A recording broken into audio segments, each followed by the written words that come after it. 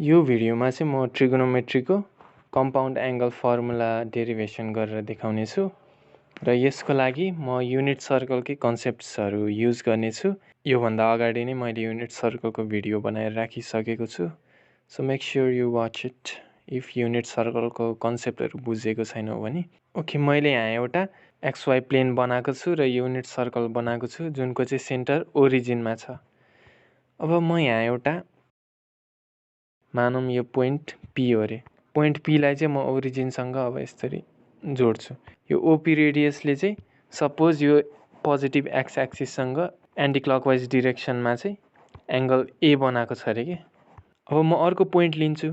अब चाहिँ अर्को एंगल यो एंगल A भन्दा पनि अलि ठुलो एंगल बनिने गरी हामी पोइन्ट लिन्छौं। हामीले यतातिर पोइन्ट लियौं भने यो एंगल अलि ठुलो बनिन्छ नि हैन।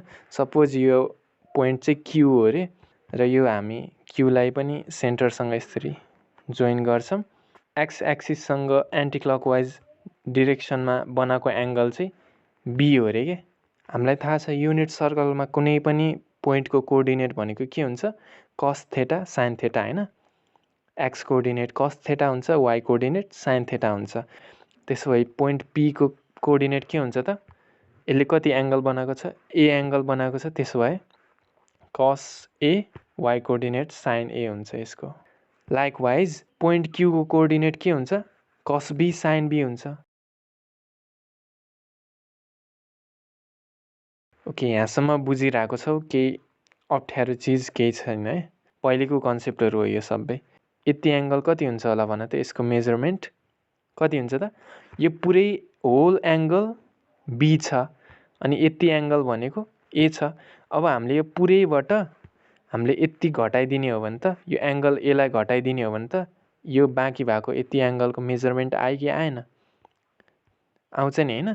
त्यसो भए यो एंगल कति हुन्छ त? पुरै एंगल भनेको B छ। B बाट हामीले A लाई माइनस गर्दिने।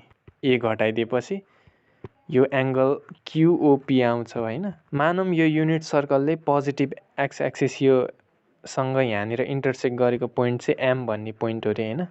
अब म के गर्छु भन्दाखेरि यो B - A जति एंगल छ नि त्यति नै एंगल बनिने गरी म एउटा लाइन बनाउँछु। तर अब चाहिँ यता नेगेटिभ डिरेक्सनतिर आउँछु के। बुझ्यौ नि? यहाँनिर एउटा लाइन बनाएको छु। यो नेगेटिभ डिरेक्सनमा B - A एंगल बनाउँछ रे के। यो यति एंगल कति छ रे? B - A एंगल छ रे के। तर हामीले त नेगेटिभ डिरेक्सनमा बनाएको छौं हैन। यो भनेको क्लकवाइज डिरेक्सनमा बनाएको एंगल हो। त्यसो भए यो एंगल चाहिँ नेगेटिभ डिरेक्सनमा बनाएको एंगल माइनस हुन्छ।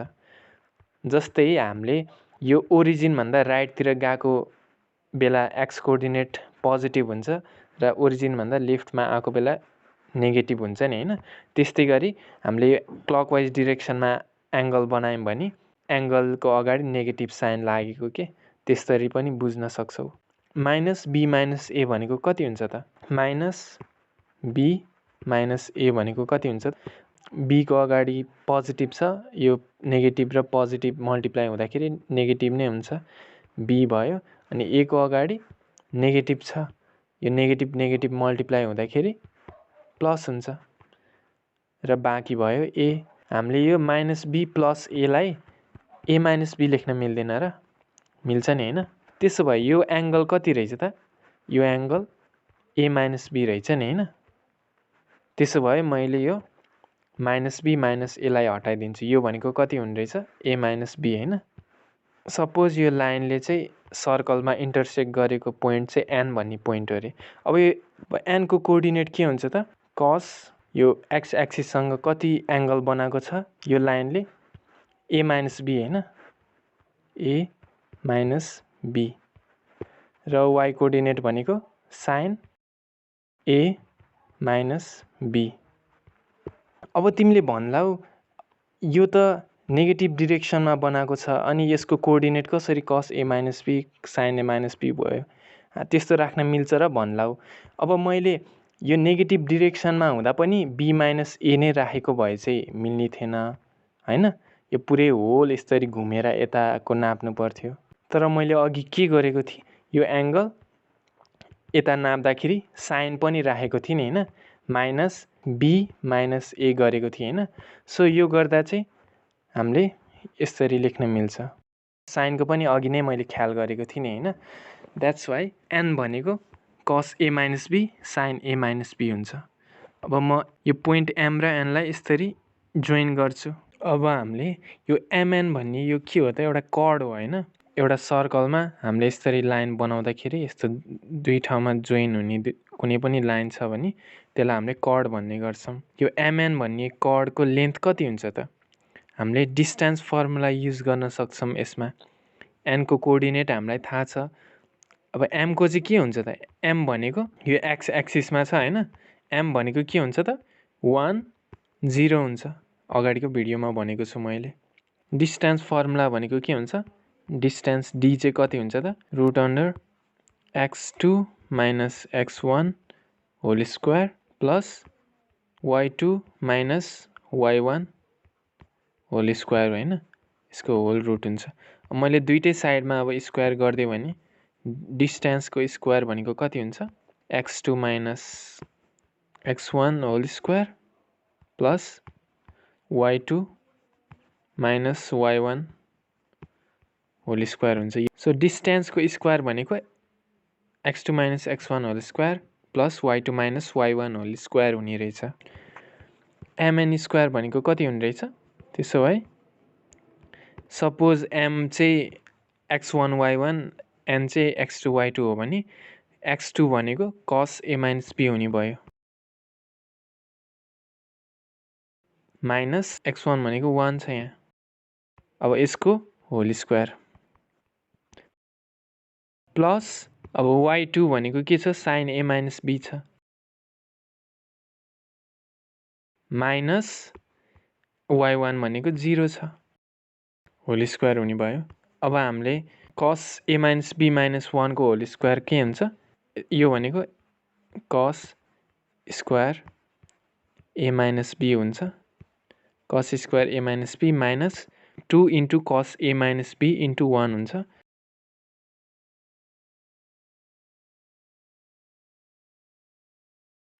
प्लस 1 स्क्वायर हुन्छ। यो भनेको त हामीले साइन ए माइनस बीबाट 0लाई घटायौँ भने त yo sign A minus be मात्रै बाँकी हुन्छ। साइन ए माइनस बीको होल स्क्वायर भनेको sine square A minus B हुन्छ होइन।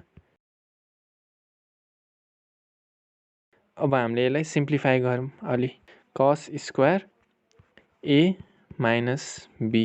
अब म यो plus sine square A minus बीलाई अगाडि ल्याउँछु। यसको पनि एउटा रिजन छ, अहिले भन्छु तिमीलाई। Minus 2 into cos A minus be into 1 भनेको 2 कस ए माइनस बी हुन्छ होइन, प्लस 1 स्क्वायर बाँकी भयो। अब 1 स्क्वायर भनेको त 1 नै भइहाल्यो। यो कस यहाँ पनि ए माइनस बी छ, यहाँ पनि ए माइनस बी छ होइन angle. Cos square theta plus sine square theta भनेको कति हुन्छ, 1 हुन्छ। त्यसो भए यो भनेको कति हुन्छ त 1 हुने रहेछ होइन। 1 minus 2 cos A minus be, लास्टमा प्लस 1 बाँकी छ। अब यो 1 प्लस 1 त 2 हुने भयो, 2 minus 2 cos A minus be हुने भयो। सो एमएन स्क्वायर भनेको 2 minus 2 cos A minus be हुने रहेछ होइन। त्यस्तै गरी म यो कर्ड यो छ नि अर्को कर्ड, यो पिक्यू भन्ने कर्डको पनि निकाल्छु। यसको लागि सपोज यो कस ए साइन ए x1 y1 हो अरे, कस बी साइन बी चाहिँ x2 y2 हो अरे। पिक्यू स्क्वायर भनेको कति हुन्छ त, अब कस बी माइनस कस ए को होल स्क्वायर हुन्छ plus sine B minus sine A को होल स्क्वायर हुन्छ। अब हामीले यसलाई एक्सपान्ड गरौँ, कस स्क्वायर बी माइनस अब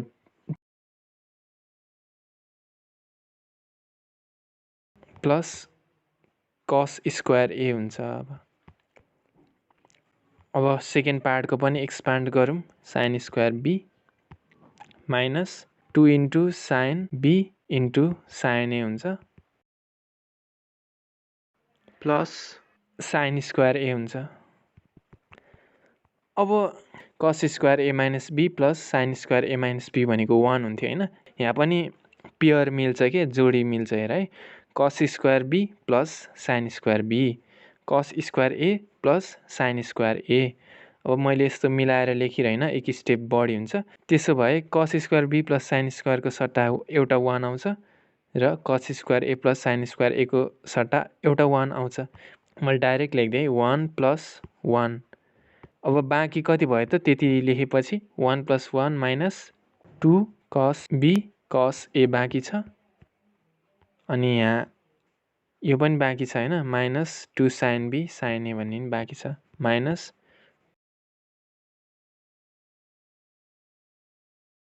अब यो 1 प्लस 1 त 2 भयो, 2 माइनस अब यो 2 कस बी कस ए को सट्टा कस ए कस बी लेखिदिन्छ है, अल्फाबेटिकल अर्डरमा लेखिदिएको कि, जुन भने मल्टिप्लाईमा जुन अगाडि पछाडि भएर फरक चाहिँ पर्दैन। साइन बी साइन ए को सट्टा पनि म साइन ए साइन बी लेखिदिन्छु। पिक्यू स्क्वायरको पनि हाम्रो भ्यालु आयो होइन। यो कर्ड पिक्यू र एमएन चाहिँ इक्वल हुन्छ कि। अब कसरी इक्वल भयो भनेर सोध्लाउ। यो दुईटै कर्डले सेन्टरसँग इक्वल खालको एङ्गल बनाएको छ कि छैन भन त। बी माइनस ए र ए माइनस बी भनेको डिरेक्सनमा मात्रै फरक हो नि होइन, भ्यालु त उही हो नि, पोजिटिभ नेगेटिभको मात्रै फरक हो, तर भ्यालु चाहिँ उही हुन्छ नि। मैले भन्ने खोजेको हो 3 माइनस 2 भनेको 1 हुन्छ होइन, अनि 2 माइनस 3 भनेको नेगेटिभ 1 हुन्छ।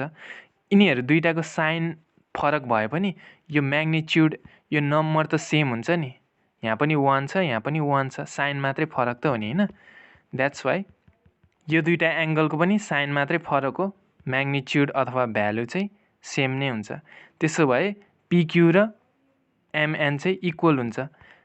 फर योर इन्फर्मेसन कुनै पनि एउटा सर्कल छ होइन, यो सर्कलको सेन्टरमा चाहिँ सपोज यो कर्डले चाहिँ एङ्गल ए बनाएको छ, अनि अर्को कर्डले यो दुईटैले एउटै एङ्गल बनाएको छ भने, इक्वल एङ्गल बनाएको छ भने यो दुईटा कर्ड चाहिँ इक्वल हुन्छ कि। बुझ्यौ, मैले यहाँ त्यही गरेको। एमएन इक्वल टु पिक्यू हुने भए MN square equals to PQ square पनि हुने भयो। त्यसो भए के हुन्छ त, अब दुईटैको भ्यालु राखिदिउँ। एमएन स्क्वायर भनेको 2 minus 2 cos A minus B छ होइन,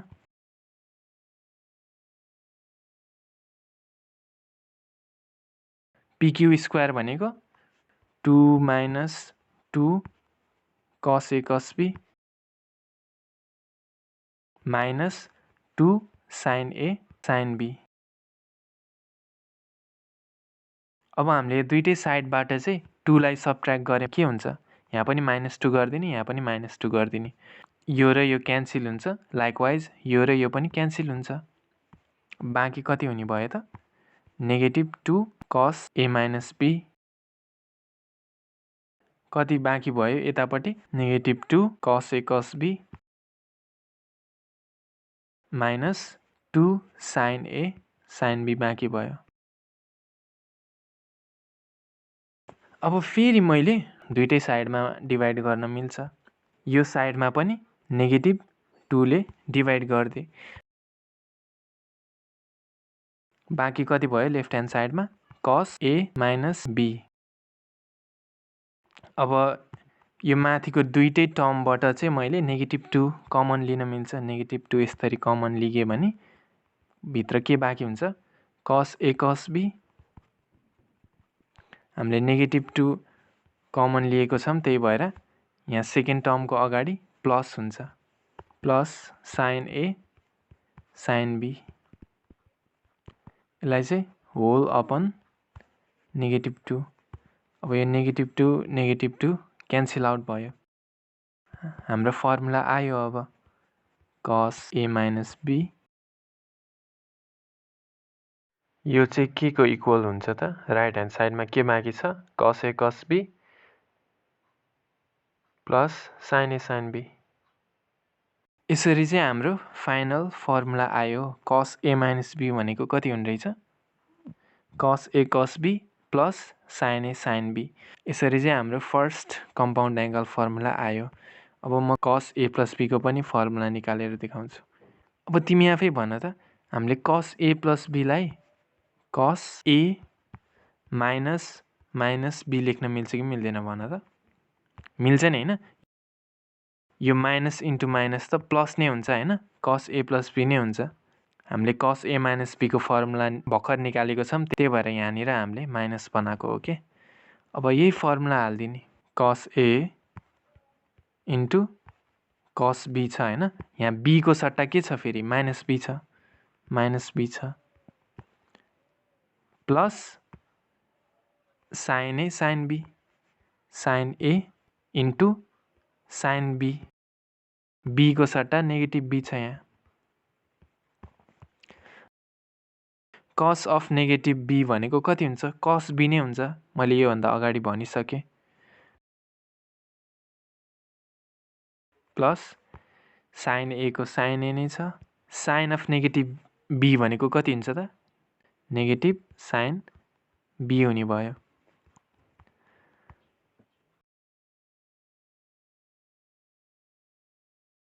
अब यो प्लस इन्टु माइनस भनेको के हुन्छ? माइनस हुन्छ। यो माइनस यता मल्टिप्लाई भएपछि बाँकी कति भयो त? Sine A sine B. यसरी चाहिँ हाम्रो कस ए प्लस बीको फर्मुला आयो। कस ए प्लस बी भनेको कति हुने रहेछ? Cos A cos B minus sine A sine B. अब यसरी नै तिमीले साइन ए माइनस बी र sine A plus B, tan A minus B, tan A plus B यिनीहरू सबको फर्मुला निकाल्न सक्छौ। त्यो चाहिँ तिमी आफैले प्र्याक्टिस गर।